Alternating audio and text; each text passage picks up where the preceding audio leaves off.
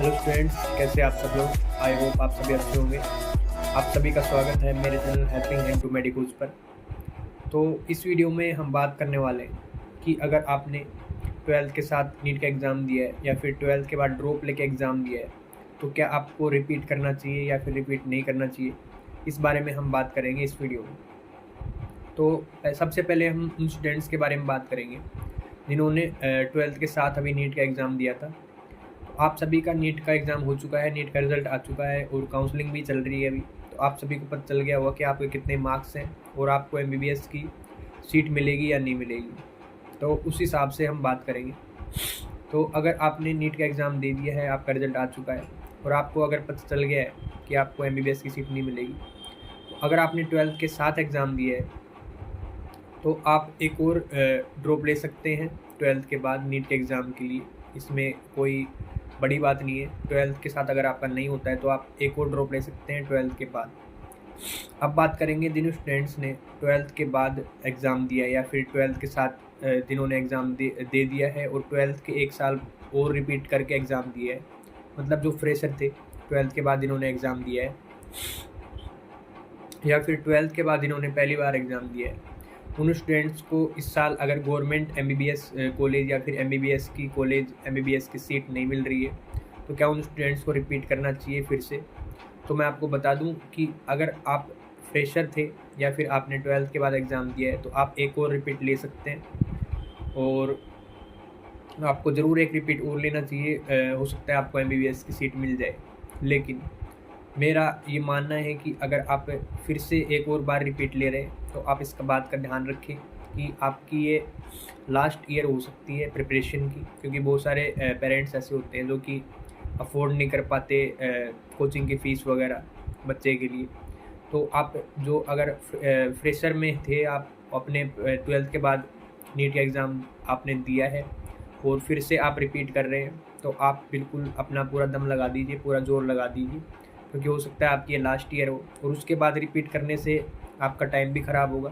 तो आप अपना पूरा दम लगा दीजिए, पूरा ज़ोर लगा दीजिए प्रिपरेशन में। तो आपको ज़रूर एक ड्रॉप और लेना चाहिए अगर आपने ट्वेल्थ के बाद एग्ज़ाम दिया है और आपका नहीं हुआ है तो। लेकिन अब अगर हम उन बच्चों की बात करेंगे जिन बच्चों ने 2 ड्रॉप ले चुके हैं, 2 ट्वेल्थ के बाद या फिर ट्वेल्थ के साथ इन्होंने एग्ज़ाम दिया था, ट्वेल्थ के बाद उन्होंने फिर एग्ज़ाम दिया था और उसके बाद फिर एग्ज़ाम दिया था। मतलब कि जो ट्वेल्थ क्लास के साथ अगर उन्होंने एग्ज़ाम दिया था उसके बाद 2 ड्रॉप और ले चुके हैं और ये उनका अगला ड्रॉप होने वाला है, या फिर हम इसको बोल सकते हैं कि आपका 4th ड्रॉप होने वाला है। तो अगर आप 2 ड्रॉप दे चुके हैं या 3 ड्रॉप ले चुके हैं, तो उसके बाद क्या आपको रिपीट करना चाहिए, फिर से नीट का एग्ज़ाम की प्रिपरेशन करनी चाहिए या फिर नहीं करनी चाहिए, तो उस बारे में हम बात करेंगे। तो अगर आपने 2 से 3 ड्रॉप आप ले चुके हो तो आपको कॉलेज ज्वाइन कर लेनी है, कोई भी जो आपको वेटनरी की गवर्नमेंट कॉलेज मिल रही हो, बीएमएस की मिल रही हो या फिर बीएससी नर्सिंग की मिल रही हो। तीनों ही कोर्सेज़ बहुत अच्छे कोर्सेज़ हैं। आपकी सैलरी इनमें 1 लाख पर मंथ से कम नहीं होगी। आप आराम से पर मंथ 1 लाख रुपीज़ तो कमा ही लोगे।